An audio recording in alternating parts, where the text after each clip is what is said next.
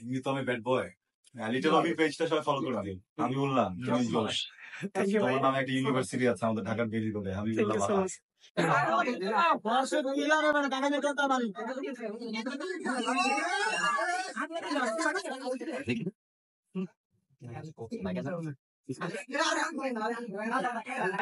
আমি বরিশালে আসছি এই মিলে 3 বার।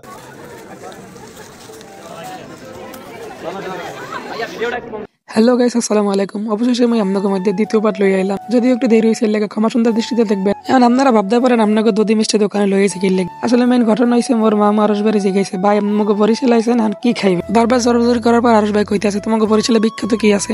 পরে মোরা কইলাম বরিশালে বিখ্যাত তো দুধি আছে আর রসমঞ্জলি আছে, তো এটাই খাওয়ানো যাক। তো আরস ভাই কইলে ঠিক আছে, মোল্লে গল্প একটু লই আইও। পরে সুন্দর করে দুধের দোকানে আইয়া অল্প একটু লইলাম, লইয়া চলে গেলাম শুটিং স্পটে আইয়া তো পুরাই অবাক। মোরা আইতে লেট করছি তো কি হয়েছে, বলাবেন খেতে লেট করবো নাকি। যাই হোক, এত ক্রাউড হয়েছে, এটা যদি আমাকে একটু না দেয় তাহলে আমরা এবার বুঝবেন না যে আরস ভাইয়ের ফ্যান আবার কতগুলো আছে না আছে। যাই হোক, সবাই কম বেশি জানেন আরস ভাইয়ের অনেক ফ্যান আছে, তাই আমি একটু সামনে এলাম, আপনাকে একটু দেখাইলাম মোর ক্ষমাটা।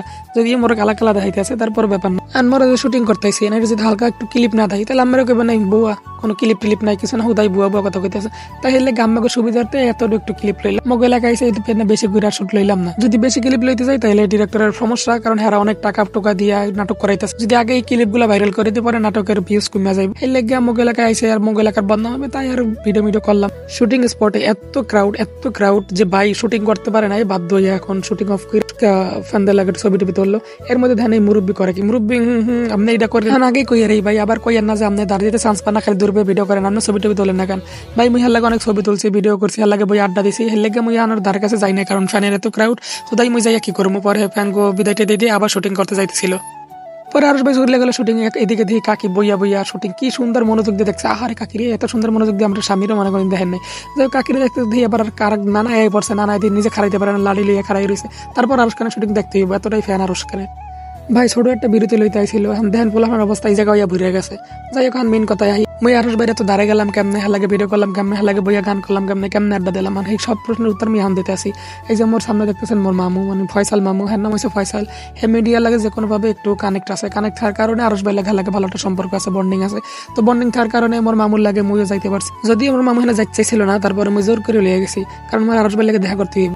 মামুর কাছে বাইক না আবদার করছে, এটা হইতে পারে কোনোভাবে হইতে পারে না, তাই মামু হিল্লাকে আমার লইয়া গেছে। যাই হোক, পরে মোরা ভিডিওতে চললে শুটিং মুটিং শেষ করে বাড়ি গেলাম, খাওয়া দাওয়া করে সন্ধ্যার সময় আবার আইলাম, আগে দিয়ে পোলাফান আবার ঘুরে গেছে। ঠেলে মেলে কষ্ট করে ঘরে ঢুকে দিয়ে ভাই ফ্যানগুলোকে ছবি তুলতেছে, কারণ ভাই কালকে চলে যাইব। যদি ফ্যানগুলোকে ছবি না তোলে ফ্যানরা কষ্ট পাইব, সেটা ভাই কোনোভাবে সহ্য করবো না। পরে মোর মামুরে কইলে মামু সবাই ছবি তুলতেছে, মোর একটু ভিডিও করে দেন। পরে মই একটু ভিডিও লইলাম, ভিডিও লওয়ার পর দিয়ে বাইক কামাই ঘুমাইয়া পুরো অস্থির গেছে। পরে উপরে গেলাম, উপরে যেয়ে দুইটা পাহাড় লইলাম, পাহাড় হয়ে বাইরে একটু বাতাস করতেছি, কারণ ভাই যেতে একটু শান্তি পায়, কারণ ভাই অনেক গামাই গেছে, সারাদিন অনেক শুটিং মুটিং করছে। হ্যাঁ আবার ফ্যানগুলো ছবি তুলতেছে। কোনো কথাবার্তা কইলাম, হ্যাঁ আরস বের হয়েছে মগো রসমঞ্জলি দধি ট্রাই করাম। হ্যাঁ রসমঞ্জলি খাইয়া বাইক কি আমরা নিজেরাই হনেন। কে জানাবেন ভাই আমাদের বরিশালের রসমঞ্জলি কেমন?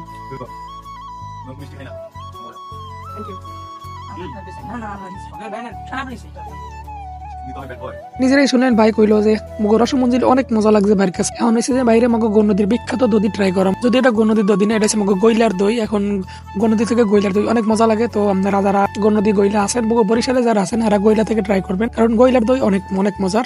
দেখেন অবস্থা কি গিডাইছে, আর খুলতেই পারে না, খুলতেই লাগে 1 ঘন্টা সময়। কন্দি জ্বালা 5-6 মিনিট ধরে খালি চেষ্টাই করতেছে খোলার লাগে, খুলতে পারেই না।